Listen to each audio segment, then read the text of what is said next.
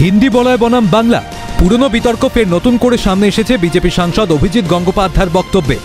এক বেসরকারি সংবাদ মাধ্যমকে দেওয়া সাক্ষাৎকারে অভিজিৎ গঙ্গোপাধ্যায় মন্তব্য করেছিলেন, এই হিন্দি বলয় থেকে এখানে এই পশ্চিমবঙ্গে নেতা এসে এখানে ভোট করানো যাবে না। তার কারণ পশ্চিমবঙ্গের মানুষ মন মেজাজ, তাদের অভিমান এসব দিল্লিওয়ালা নেতারা বোঝেন না। পশ্চিমবঙ্গের মানুষ, তাদের চিন্তা ভাবনা এটা বাকি ভারতের, অন্তত উত্তর ভারতের সঙ্গে মিলবে না। সেখান থেকে নেতা পাঠিয়ে পশ্চিমবঙ্গে ভোট করিয়ে জিতিয়ে বেরিয়ে যাব, এটা একটা অবাস্তব চিন্তা ভাবনা। এসব করে কিছু হবে না। প্রশ্ন উঠেছে, হিন্দি বলার বিজেপি নেতারা কি বাংলার সেন্টিমেন্ট বুঝতে ব্যর্থ? বাংলার রাজনীতির সঙ্গে সম্পৃক্ততা তৈরি না হওয়ায় মাসুল দিতে হচ্ছে বঙ্গ বিজেপিকে?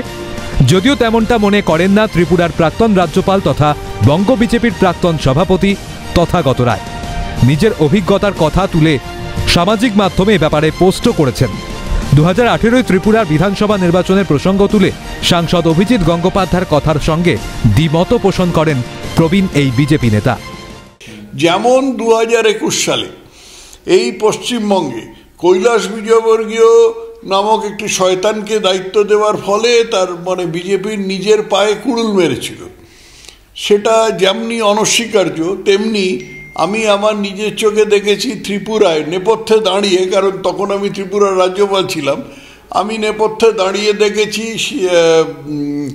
সুনীল দেওধর, যিনি মহারাষ্ট্রের মানুষ, তিনি কি অপরিসীম পরিশ্রম করে সেই ত্রিপুরাতে শূন্য থেকে বিজেপিকে ক্ষমতায় এনেছেন। অতএব অবাঙালি কেউ এলে পরেই যে ব্যাপারটা খারাপ হবে বা ভালো হবে এরকম করে কোনো কথা বলা যায় না।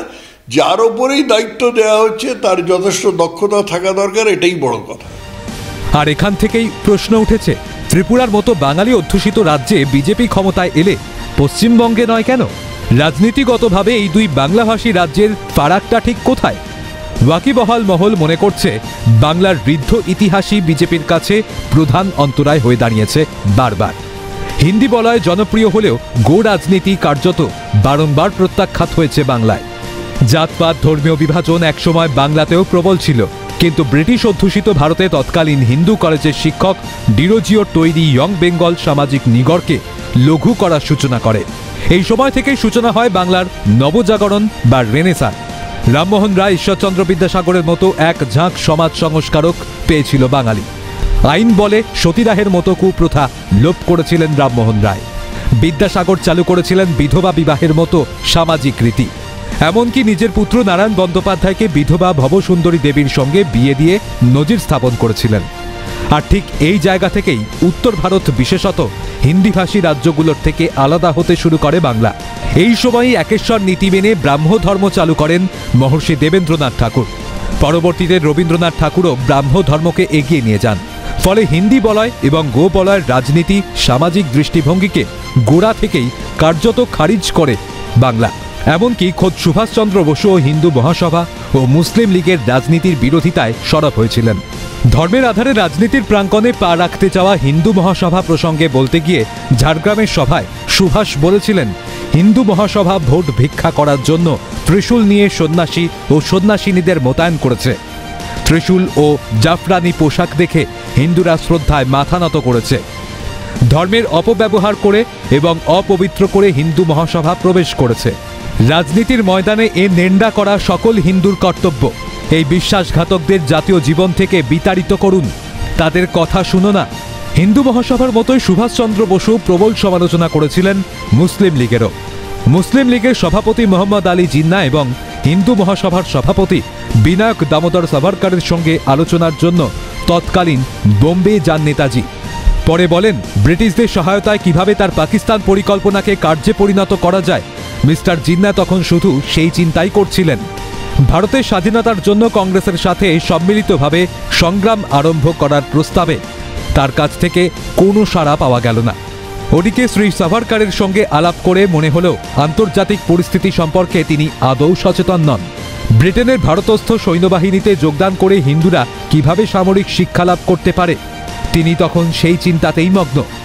এই দুটি সাক্ষাৎকারের পর আমি এই সিদ্ধান্তে উপনীত হতে বাধ্য হলাম যে মুসলিম লীগ ও হিন্দু মহাসভা কারোর কাছ থেকেই কিছু আশা করা যেতে পারে না।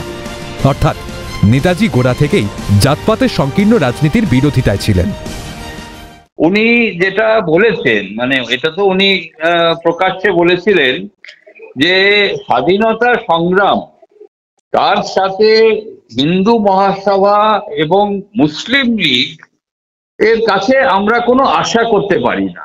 হিন্দু মহাসভা এবং মুসলিম লীগের কাছে স্বাধীনতা সংগ্রামের কোনো অবদান বা কোনো কিছু আশা করা সঠিক নয়, আশা করা যায় না, এটা উনি বলেছিলেন।